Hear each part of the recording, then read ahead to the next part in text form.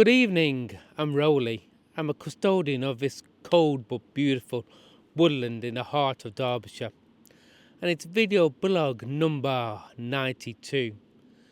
Today I want to speak about something I notice more and more as I walk this woodland and as I move through the human world beyond it.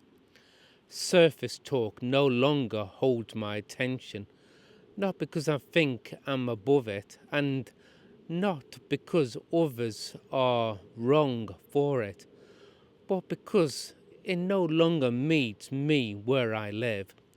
Surface talk is transactional. It exchanges facts, updates opinions, and social signals, but it really exchanges presence. It moves information around, but it does not ask anyone to arrive fully. When a conversation carries no emotional weight, no curiosity, no sincerity, there is nothing for me to engage with. It feels empty because nothing is being risked. Small talk does not invite participation. It invites performance. You are asked to play a role, nod at the right moment, offer expected replies, and keep things moving. For someone who values authenticity, that feels like acting rather than relating. The body notices the mismatch before the mind does, and it quietly withdraws interest. There's also no discovery in it. Those who are orientated towards depth are motivated by insight, not confirmation. Surface talk repeats what is already known, what is socially acceptable, what is easy to say. There's no unfolding, no surprise, no inner movement without discovery. Attention naturally falls away. Surface talk avoids the real questions.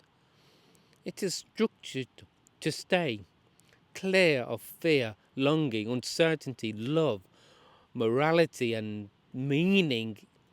If you have already spent time with those realities, then conversations that circle weather, logistics, or polite opinions can feel like standing at the edge of life without ever stepping into it.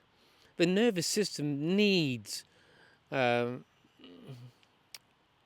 needs interest is not purely intellectual; it is bodily. When somebody speaks from a deeper place, the body registers it as aliveness. When words carry truth, tone, and presence, something responds inside us. Surface talk does not resonate, so it feels flat, draining, or faintly irritating rather than nourishing. And what often looks like intolerance is actually protection.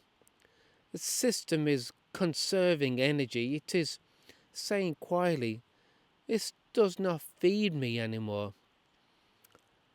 That is no, it's not superiority. It's self-respect. One gentle reframe helps. Surface talk is not meaningless.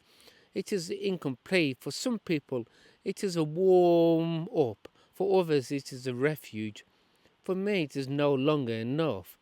I do not need to force interest where there is none, but I am learning to recognize when surface talk is a doorway rather than dead end, and when it is kinder to step away rather than stay and shrink.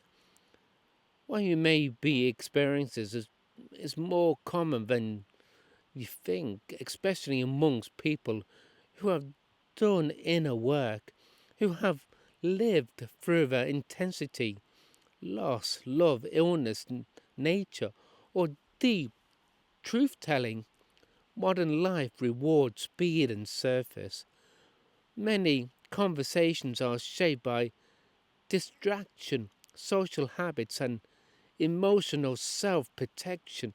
Depth takes time, it takes vulnerability, it takes presence.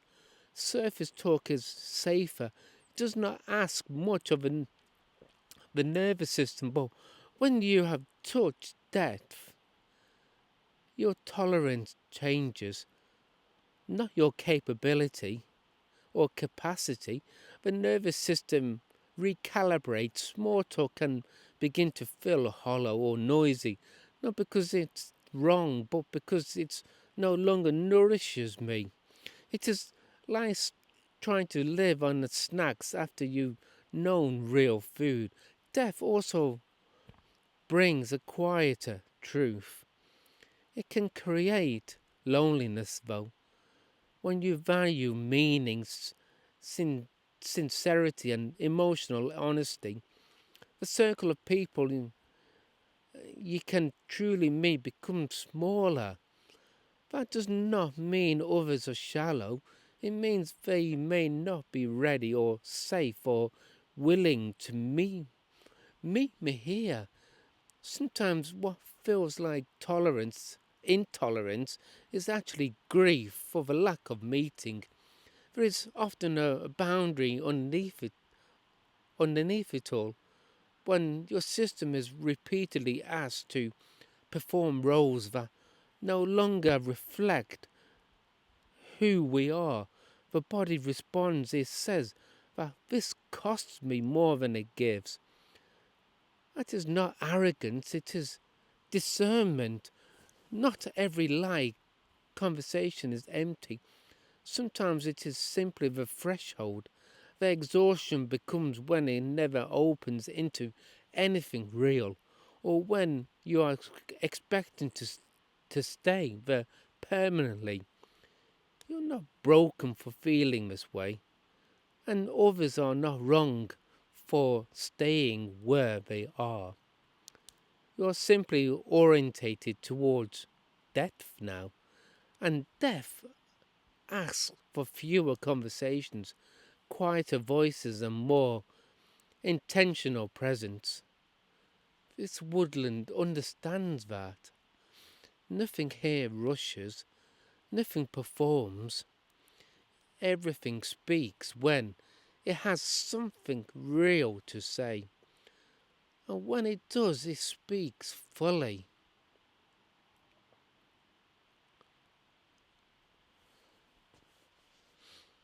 Sometimes I have a set question, what I really want answering in the woodland. And in these video blogs, sometimes I can go off in a tangent and feel the connection to the earth itself. And my message just goes off on a completely different track from how I wanted it to start. But I will say this hat is so hot. I suppose the fire helps, which is right next to me. But isn't that small talk? Am I just a contradiction?